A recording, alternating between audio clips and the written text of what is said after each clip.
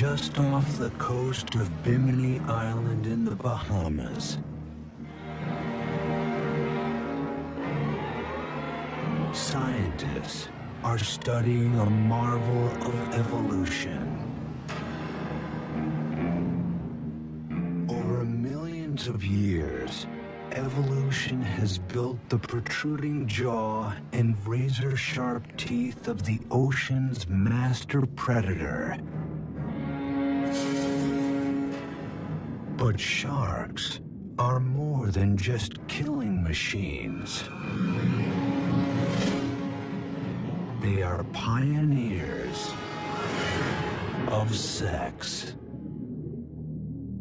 500 million years ago, sharks really invented what people would call sex.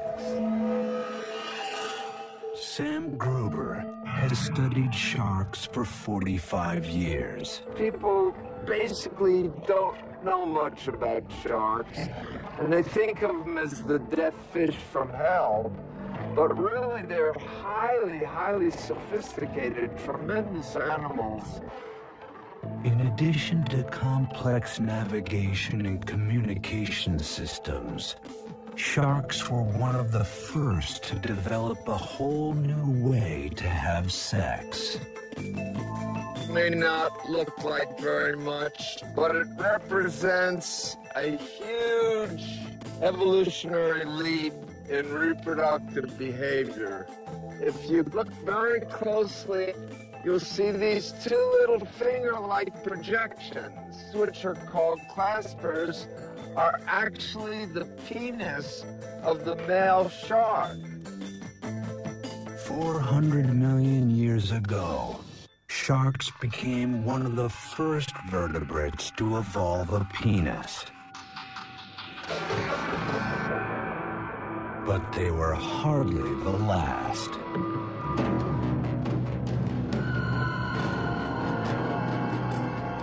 Over millions of years, the penis proved so valuable that it evolved independently in animals as different as insects, birds, and reptiles. The penis is a good example of convergent evolution because it serves one purpose, but it's arisen in many different ways in a variety of organisms. But how did the penis become so vital?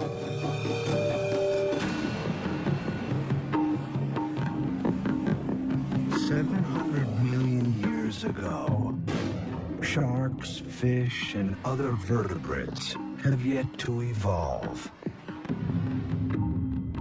Sea life is instead comprised of simple, single-celled creatures. To pass on their genes, they don't have to partner up. They can reproduce by themselves. Reproduction before sex was all asexual. Asexual reproduction means that you just make copies of yourself and send them off into the environment. They have all of your genes and no one else's. Asexual reproduction does guarantee that 100% of an organism's genes are passed on. But on the evolutionary battlefield, this strategy has one serious flaw. When each and every creature shares the exact same genes, they also share the same genetic weak spots. Imagine that a virus shows up on the scene, and that virus attacks you if you have a very specific gene sequence in your DNA. Now, if everyone in your population has the same DNA, that means that that virus is going to wipe everyone out.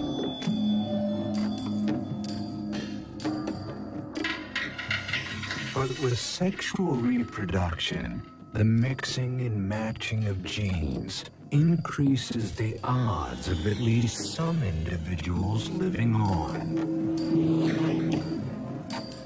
The secret to survival is sex. The first animals to adopt sexual reproduction emerged 600 million years ago. But the sex they practiced is not what humans might imagine. These passive creatures, relatives of modern coral, were tightly anchored to the sea floor. How can you mate when you can't move? Cast sperm and eggs on the waves and hope they meet. Each summer, billions of coral polyps simultaneously launch their reproductive cells into the current. Each coral releases both sperm and egg, but instead of combining with each other, they wait until they encounter the seeds of another coral. No one knows how they do it. This mass spawning is one of nature's most arresting spectacles. But it evolved as a matter of survival.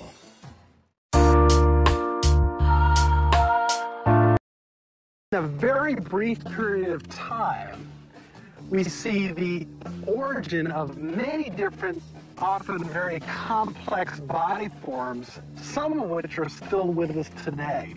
Many forms that resemble modern invertebrates, crustaceans. We even see the first fish. These early fish could move like no other creatures that came before. Instead of relying on ocean currents to carry their fate, males could directly target the female's eggs with their sperm. But even this method of mating had its pitfalls. The eggs, once fertilized, were not only tiny and fragile, they were exposed. This forced the parents to either stand guard or abandon them altogether. It would take another 200 million years for evolution to come up with a new plan, which is where sharks come in. In sharks, evolution gave rise to an innovation that allowed males to deploy sperm directly inside the females. Sharks invented sex, so to speak. This is just a huge difference from what we see in animals that lived 500 million years ago. Instead of two fish just randomly spraying their eggs and sperms out into the water, helter-skelter, these animals have to actually come in contact. Sharks are one of the first vertebrates to physically connect during sex. It may sound friendly, but with sharks, it's anything but.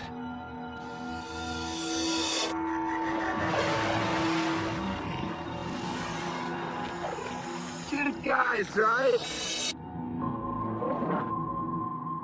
The male will bite her pectoral fin, her arm fin, and roll her over.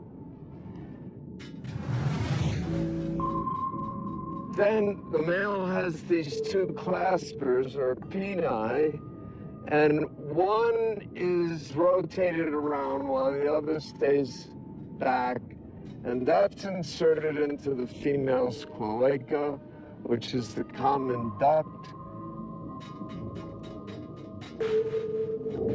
This vertical hold may look brutal, but biologically speaking, it's a thing of beauty. It looks to me like a ballet. because they have very difficult tasks to go through to bring themselves together.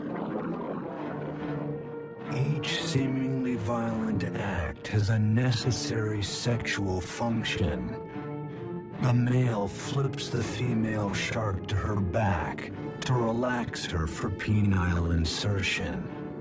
He sinks his teeth into her skin to trigger her ovulation. She's even protected from his gashing. Female sharks have skin twice as thick as male sharks. They have amazing healing properties. They can have huge lacerations, which would kill a human, and they're perfectly fine with it. But the crucial innovation of shark sex is the penis. Once the male is firmly attached, a spur at the appendage's tip prevents it from slipping out. A sac in the male's abdomen fills with seawater and propels the sperm directly into the female's womb, where eggs await fertilization. So not only did they invent copulation, but they also invented getting pregnant. That is to say, internal fertilization. This represents a whole new stage in reproductive biology.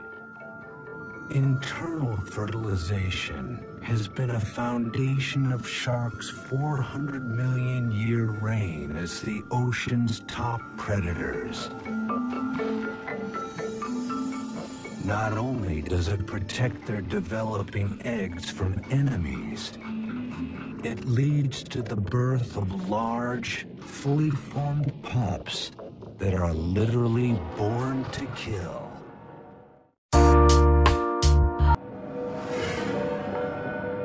For hundreds of millions of years, animals would remain confined to the Earth's oceans. 370 million years ago, a unique lineage of fish began to move towards land. Called tetrapods, they evolved legs from fins. In time, those legs became sturdy enough to let them move out of the water. But this new world presented new problems. If you look around today, there are creatures that spend all their time on land. But to do that, you have to have a whole lot of tricks. You have to be able to lay eggs or give birth to live young. If you are laying eggs, your eggs have to be waterproof. The fish ancestors of tetrapods simply dropped sperm into the current to fertilize eggs. But that wouldn't work on land. So one group of tetrapods, the ancestor of reptiles and mammals, successfully changed their method of reproduction. As sharks had before them, reptiles developed internal fertilization. And then they went beyond, evolving an extraordinary adaptation to protect their young. The amniotic egg. This marvel of evolutionary engineering not only nourished the developing young within, its hard shell kept the egg from drying out. The amniotic egg gave reptiles the ability to conquer land, reproducing, spreading, and growing on a whole different scale. And for the dinosaurs, this scale would be a big problem. When you're 40 feet long and weigh 6 tons, how do you do it?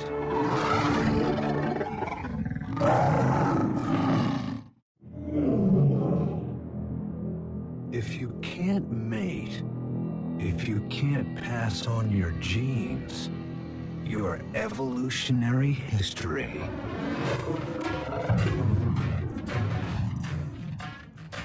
But what happens if your own size gets in the way of mating? Some dinosaurs evolved to be the biggest animals ever to live on land.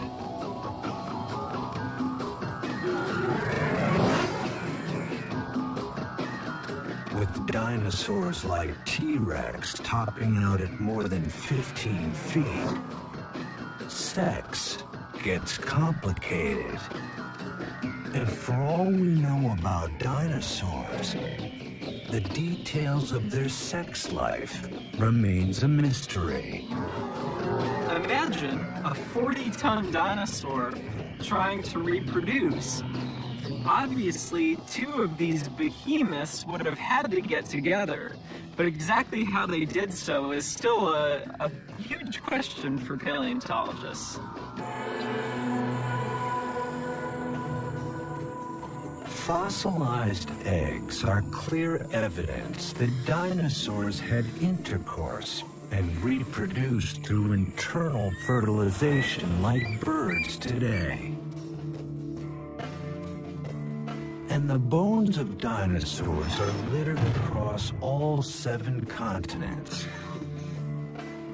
Testament to creatures that dominated the Earth for 160 million years. Clearly, these enormous animals must have evolved an extremely successful method of mating.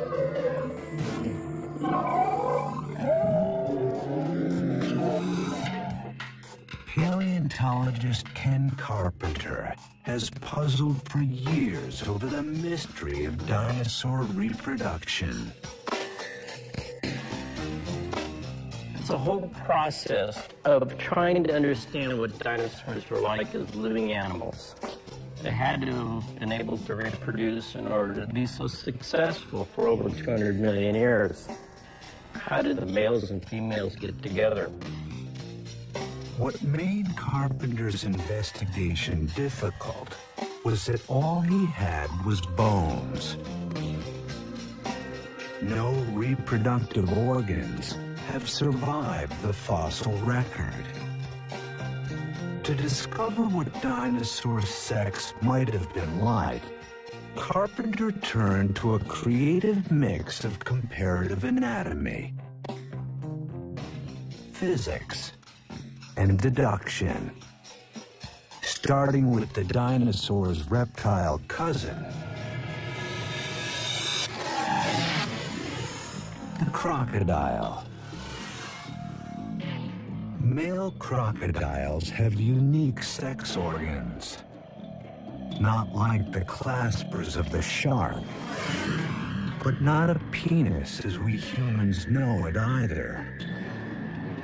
Unlike humans, dogs, cats, they don't have this very long organ that sticks out all the time. It's actually a much smaller organ that's kept inside the body. Most of the time, the male's genitalia is kept inside a slit on his underbelly called the cloaca. During sex, however, muscles inside the cloaca contract, averting the animal's penis. Just 3 inches long in the 12-foot crocodile, the male must insert this tool into the female's cloaca to deposit his sperm. For creatures the size of dinosaurs, that would be like trying to stick a key in a lock by moving the whole building. Was it possible? To find the answer to that question, Carpenter turned to another present-day creature. One that shares the dinosaur's problem of how to fertilize an internal egg, despite its enormous size.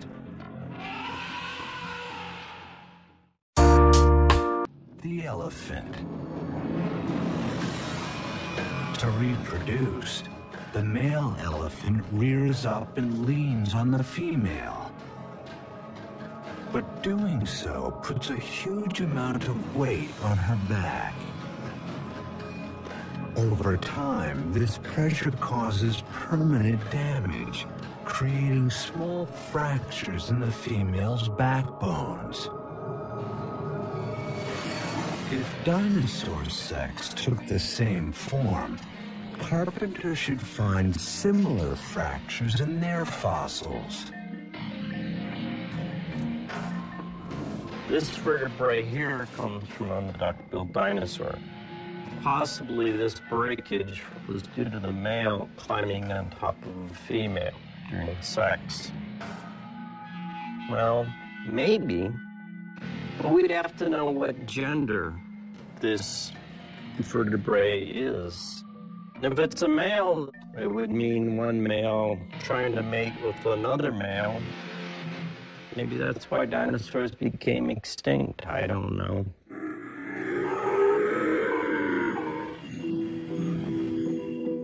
But the elephant-like rear mount posed a more fundamental problem.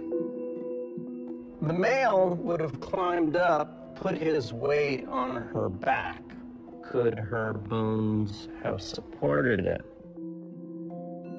Elephants weigh up to 7 tons. But some dinosaurs weighed as much as 25 tons. Carpenter calculated the bone strength needed to withstand that much force and concluded that it was too much. The elephant way was out.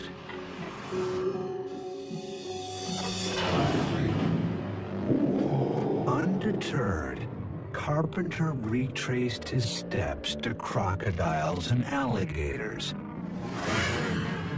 Creatures with a mating style that avoids load-bearing altogether. They've got the water to suspend them. It's almost like being in space. The male and females can basically rotate together. The male can stick his penis into the female's cloaca and interject sperm. So could dinosaurs have had sex underwater? Carpenter consulted the charts. There were no huge bodies of water, except in a very few places, which would mean then that dinosaurs would have to traipse for sometimes literally thousands of miles in order to have sex. That's an awful lot of work just for sex. Another dead end. Birds were next. They are the direct descendants of dinosaurs, and they lay eggs like dinosaurs. Could they copulate the same way? Birds do it basically as a bunch of quickies, mostly because they're trying to fly at the same time as they're trying to reproduce. The males would be fluttering their arms as they're trying to get up against the female. Birds' quick transfer of sperm, known as a cloacal kiss, would have its advantages for creatures as large as dinosaurs. But again, there are problems. Most dinosaurs don't have wings. And just as importantly, how could they do it with their massive armor in the way? The dinosaur's bony tail is heavy and rigid and not easily moved. The normal procedures of comparative anatomy had left Carpenter with a trail of false leads. Racking his brain for any idea that might work, Carpenter found one right at his feet. The household cat.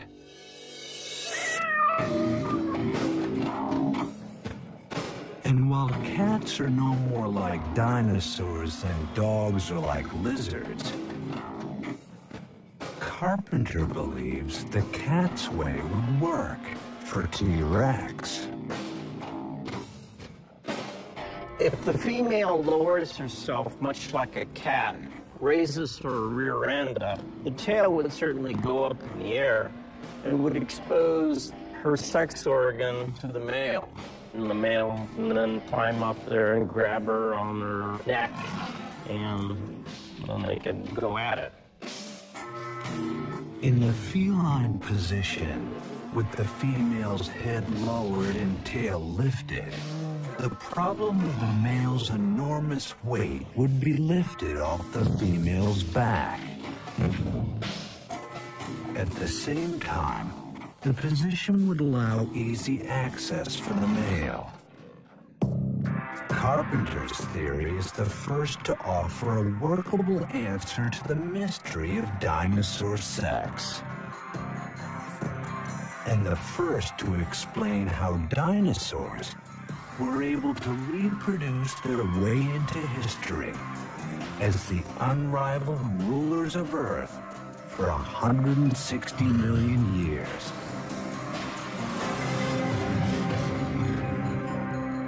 Dinosaurs were the largest animals to mate on land. Insects are some of the smallest.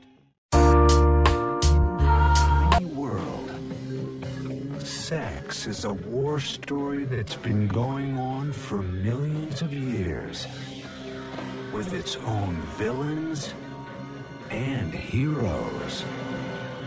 You know, when it comes to looking at reproductive biology, you've got to say that cockroaches are a superstar.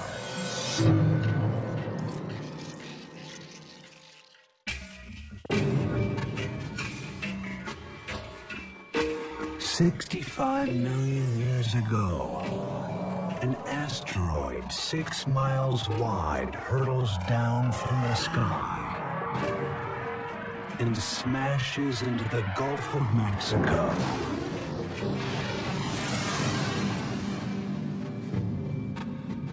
The impact signals the end of the dinosaur age.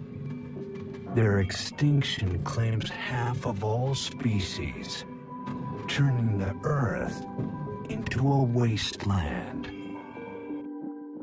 But insects endure.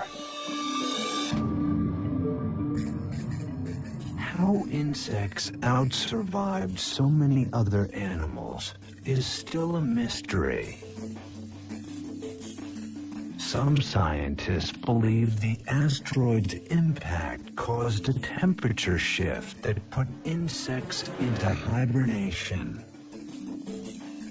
When they re-emerged, they flourished, developing new ways to reproduce at staggering rates.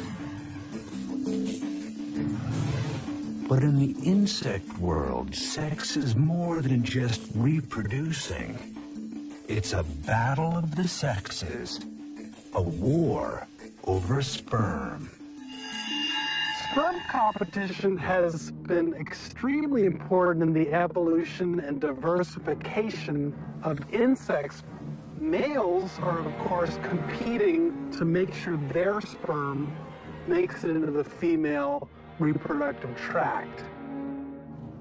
At the same time, females are able to manipulate which sperm make it to successfully fertilize the egg. The female seeks multiple sexual partners, giving her offspring a diverse genetic portfolio and a greater chance at survival. But the male seeks to father all the offspring. The more paternity, the better the chances for his genes. What the male wants and the female needs are in conflict, and has spawned an evolutionary arms race, stretching the limits of evolution. A far cry from the shark's simple clasper, insects have evolved the widest variety of penis shapes on the planet. In one of the most shocking, the male damselfly's penis has sharp horns at the tip and spiky thorns down the side. If it looks like a scrub brush, there's a reason. The male uses his tool to scrape out the sperm of his rivals before depositing his own. This technique removes more than 90% of the existing sperm, virtually guaranteeing the offspring will be his. And the males of other insect species take even greater pains to guarantee a return on their deposit. There's a great strategy that some insects and also some mammals have come up with, which is called the copulatory plug. And after a male mates with a female, some of the semen hardens and becomes a plug, and it prevents other males from being able to mate with the female. It's a pretty good strategy. But honeybees take it a step further. Not just using a plug, they are the plug. Tens of thousands of male bees compete for the queen. Only one gets to mate with her. Think he's the lucky one? Think again. Upon reaching climax, his penis rips away from his body and becomes stuck inside the queen. He dies in order to lock his sperm inside her. But despite this ultimate sacrifice, female bees evolved a countermeasure, a way to pop out the plug, freeing the female to choose the sperm of another, maybe better mate. In bees at least, females are winning the sexual arms race. But in other species, the males are taking the lead. In stick insects, males have gone beyond the removable plug, evolving into living chastity belts. They attach to their mates for weeks to prevent any other male from fertilizing her eggs. And the male love bug takes this strategy a radical step further. Once he locks his sex organ inside his partner's, he throws away the key. The male's commitment to the act is total. Once joined, he spends the rest of his life in the act of copulation. After the couple is through mating, he will die, to be dragged around by the female until she lays her eggs. Eggs all fathered by that single male. From species to species, the sexual arms race is ongoing throughout the insect world. But in one familiar group, females may have found a way to finally end the war. Entomologist Ron Harrison heads up the cockroach extermination lab at the Orkin Training Center in Atlanta.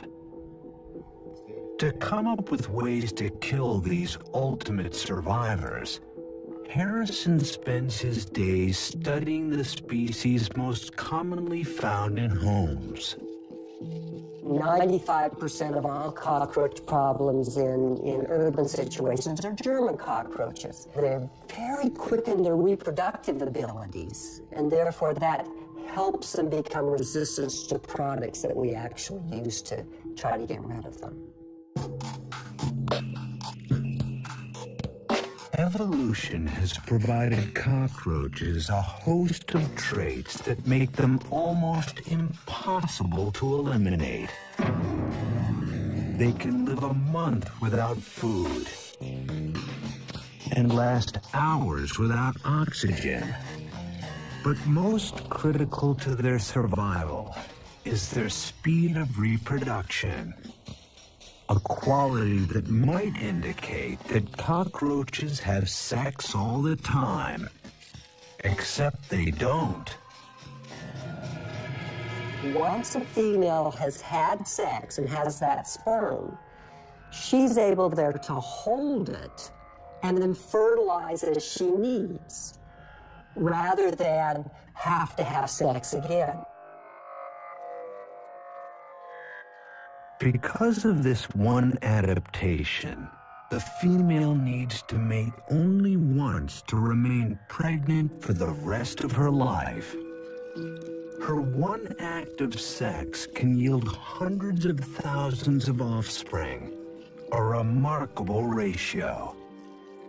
This benefits the female in more ways than one. Mating in itself is costly. The more a female mates, the lower her probability of survival. Perhaps because there's some damage that occurs, they might be at risk of predation, and there's even some seminal fluids that carry toxins that decrease female survival. After her one act of sex, the female carries fertilized eggs with her throughout her entire life. So every female in the colony has the potential to become a colony herself.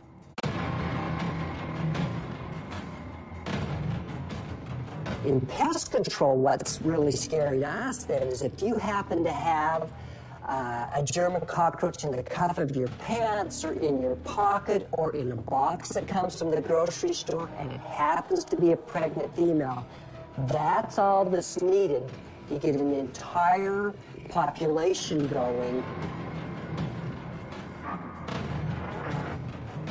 This adaptation has given the species the ultimate survival advantage. When you look at the whole evolution of animals, these started out 400 million years ago and are continuing to be very successful.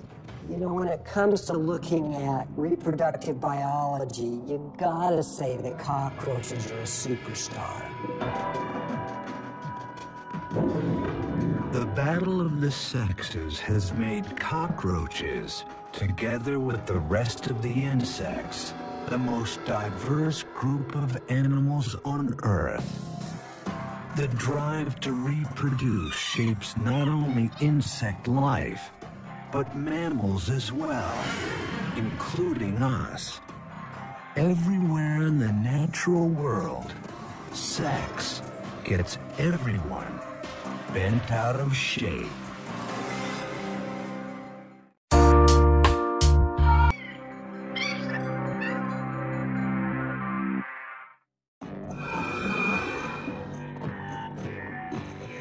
Animals will do anything to mate.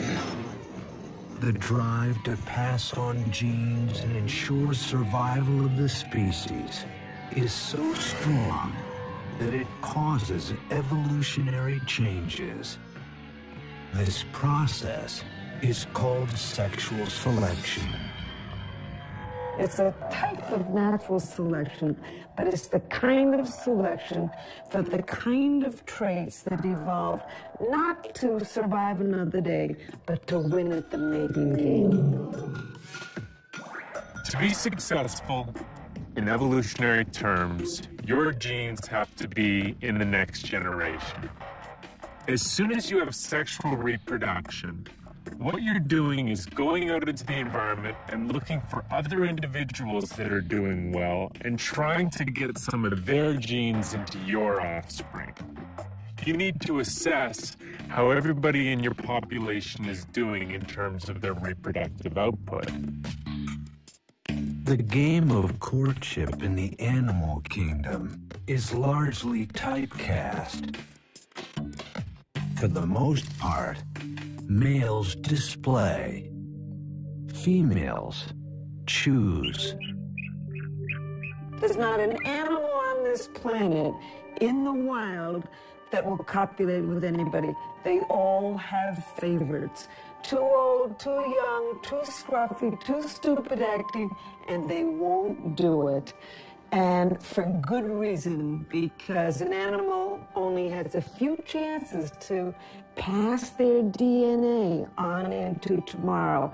And so they want to do it with the kind of individual that will really enable them to survive. And females can often have really weird criteria by which they choose which male they're going to mate with. Sexual selection has had huge consequences. Males of a species, they have to compete with each other to find a female. Gives rise to a whole different set of behaviors and appearances in animals to compete with other males and try to get a female mate. For example, a moose uses its antlers to fight other moose in order to win the opportunity to copulate with certain females. So there's two types of traits that evolve for sexual selection. One are traits simply to fight off members of your own gender, and others are traits to attract the opposite sex. The pressures of sexual selection worked on the male stalk-eyed fly to compete for the largest eye stalk. On the male finch to sing and to show red. On the rhinoceros beetle to grow massive fighting horns. On the male lion to grow his mane. And on the male giraffe to grow a powerful long neck. Some forms of sexual selection can actually drive species extinct because the traits that females prefer are so elaborate that they actually get in the way of day-to-day lives of males.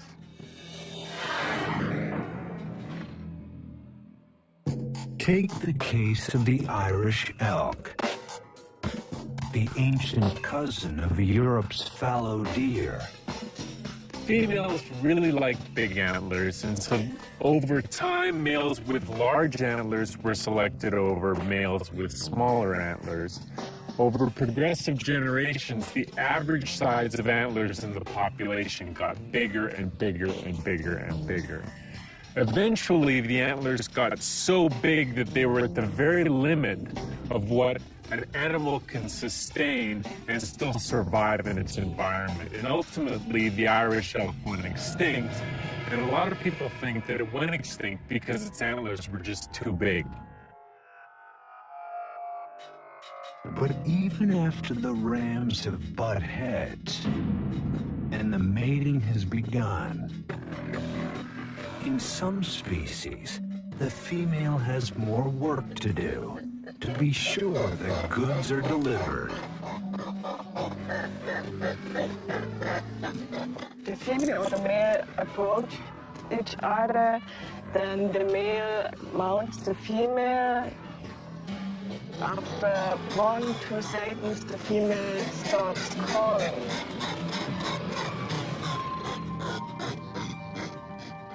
German primatologist Donna Pfefferle works with a unique group of wild macaques who live atop the Rock of Gibraltar. She came here to investigate the mystery of why female macaques cry out so loudly during sex. Over 2 mating seasons, she recorded the macaques, focusing on the frequency and intensity of the female's cries. She then looked for differences between the females who made noise and the females who didn't. What she found was extraordinary. Far more of the noisy females became pregnant. The earlier, the faster, and the higher the peak frequency the female calls, the more likely the male is to ejaculate. In fact, males were 10 times more likely to ejaculate with a calling female than with a silent one. Pfefferle concluded that the females evolved the loud sex noises in a clear case of sexual selection. The noises increase the odds of bearing young. They're screaming and shouting for a reason. If he doesn't ejaculate, then what's going to happen is she's not going to conceive. So what she's got to do is she's got to encourage him.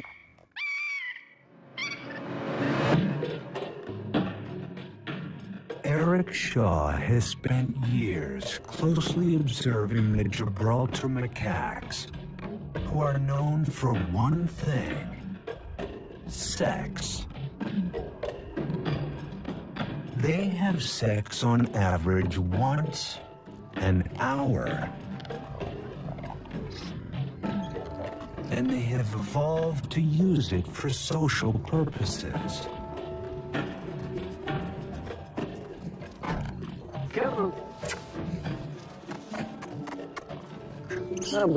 We've got free-ranging primates here that we know have been here for 300 years. I know. Stop panicking. There's a lot of questions that they can answer for us. Be it a question of how to feed them, or be it a question of sex. For these primates, sex is part of how the community communicates and bonds. They use their sexuality in a lot of ways like we do, I suppose. You got a male and a female here, and he threatened her because you're a little bit too close to my food. To stop the threat, she presents herself. In other words, take the amuse. Here we go.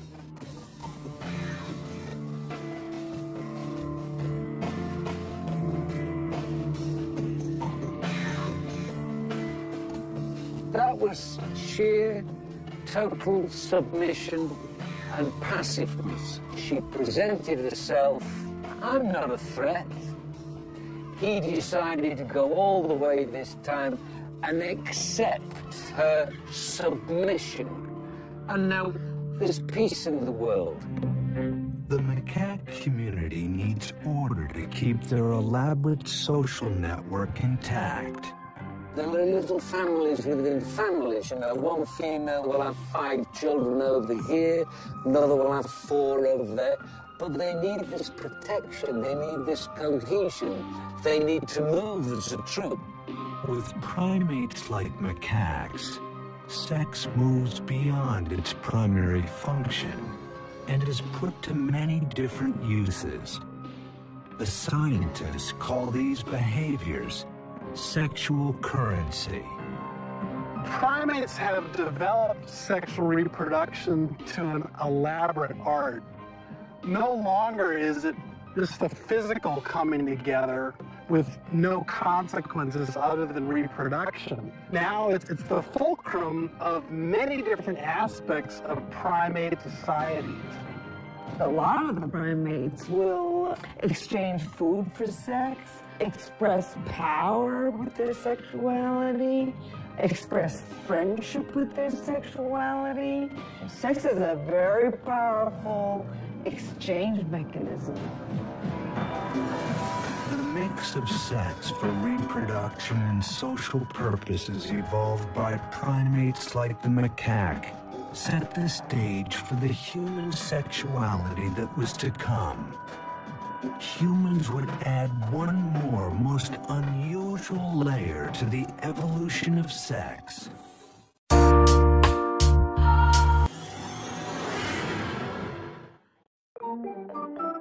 Human beings began to emerge as distinct from our primate cousins just a few million years ago. When our ancestors came down out of the trees and began to stand up on 2 feet instead of 4, they also changed some of their sexual anatomy. Helen Fisher studies the evolution of human sex.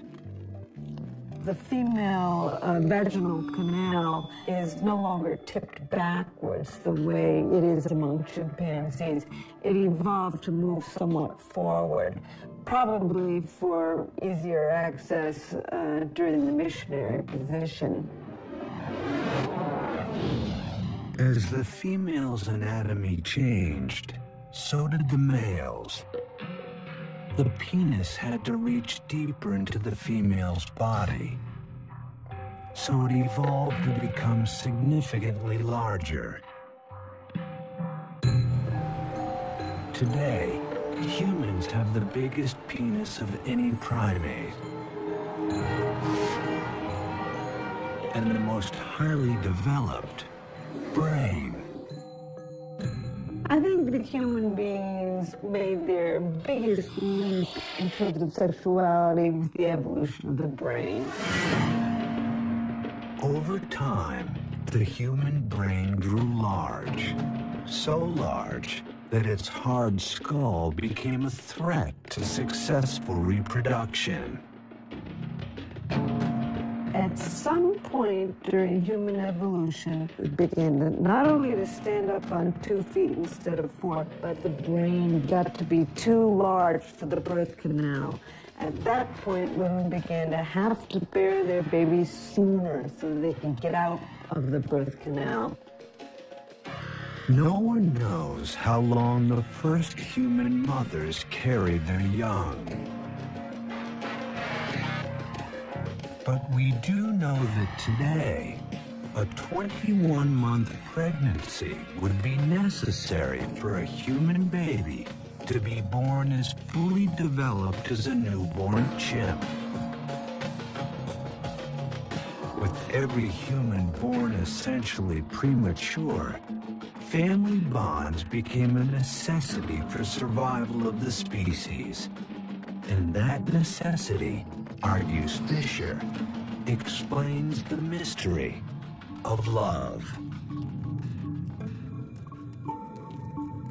As we evolved babies that would have a very long childhood and even adolescence, we began to need to sustain a partnership with somebody long term.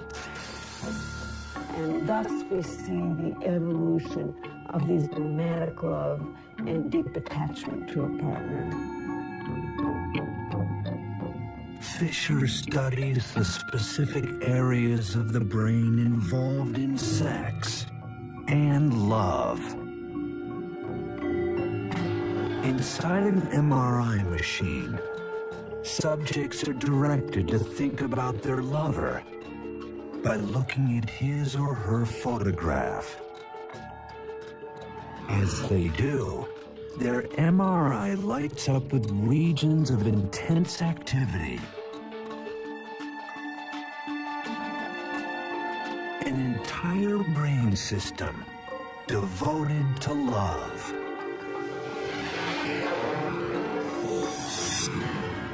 By 2 billion years ago, we began to build this very large cortex.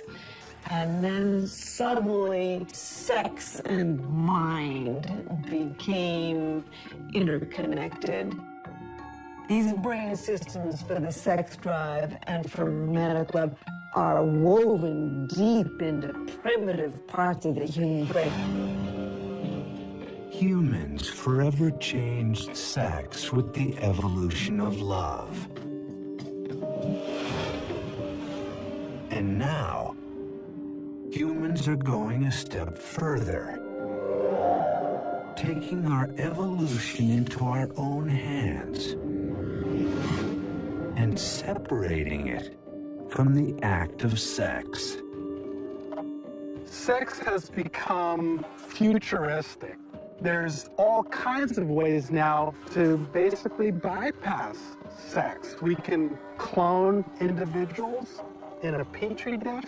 There's all sorts of ways to fertilize individuals without engaging in intercourse.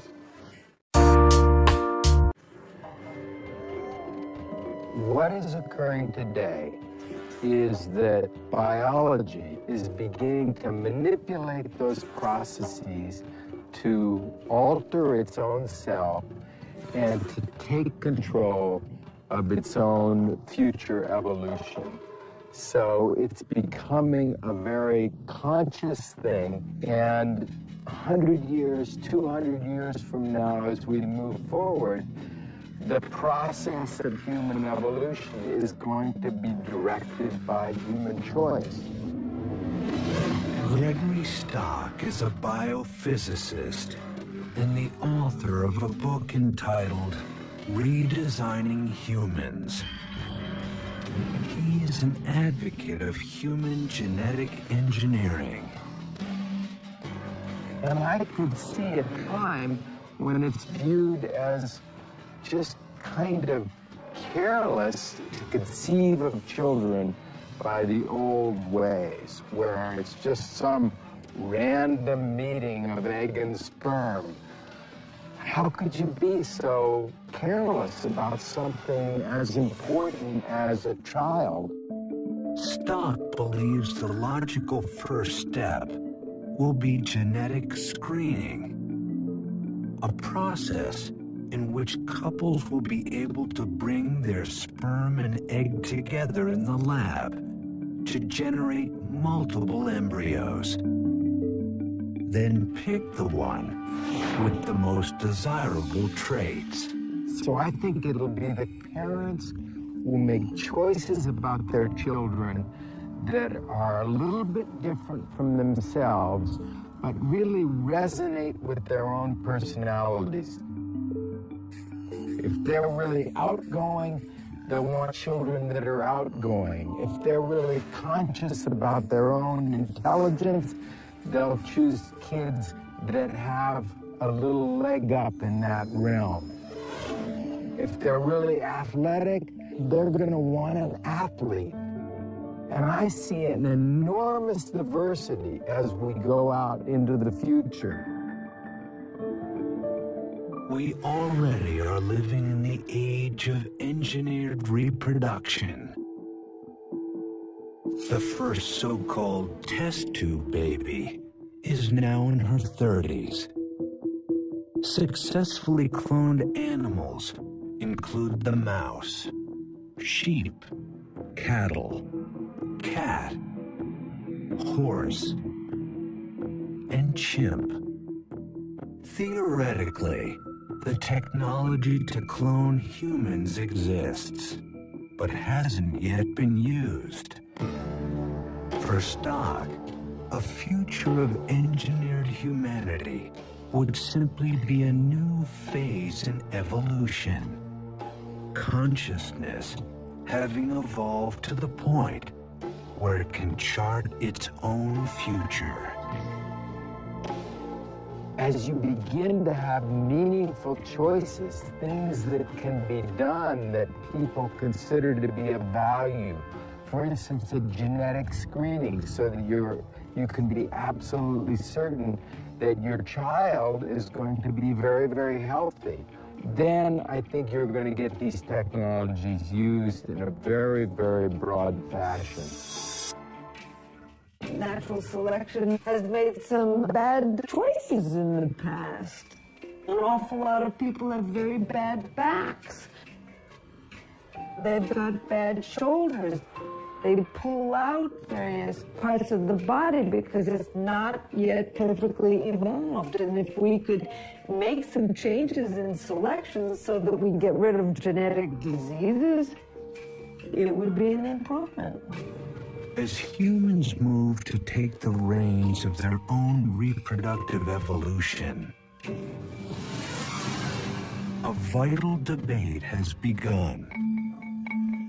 Genetic engineering in humans is a very risky activity. The problem is that by introducing variation, we might not know what all the consequences will be. We may insert a gene that we think causes one effect, but in fact it will cause other effects and disrupt the normal functioning of our chromosomes.